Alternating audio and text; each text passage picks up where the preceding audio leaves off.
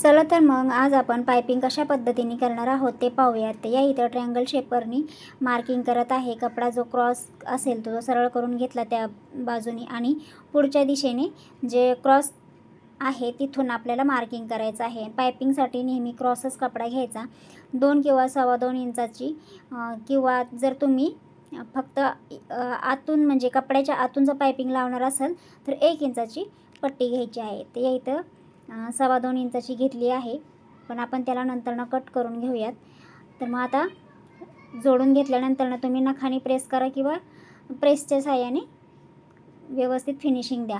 या इथं मी पातळ पायपिंग घेतली आहे आणि ती अशा प्रकारे इक्वल कपडा घ्यायचा आहे आणि मधोमध पायपिंग ठेवून अशा पद्धतीने शिलाई मारायची आहे. तर त्यासाठी तुम्हाला बूट चेंज करायचा आहे जो मशीनचा आहे तो, आणि मग नंतरच तुम्ही फिनिशिंगमध्ये शिलाई मारू शकता. आणि जो एक्स्ट्राचा कपडा आहे बघा, तो मी कट करून टाकत आहे, कारण या इथे मी तुम्हाला इनविजिबल पद्धतीची पायपिंग दाखवलेली आहे आणि दुसरी जी पायपिंग आहे त्याच्यासाठी 2.25 इंचाचा कपडा लागतो. तर तुम्हाला कसा वाटला आजचा व्हिडिओ? जर व्हिडिओ आवडला असेल तर लाईक शेअर सबस्क्राईब नक्की करा. धन्यवाद.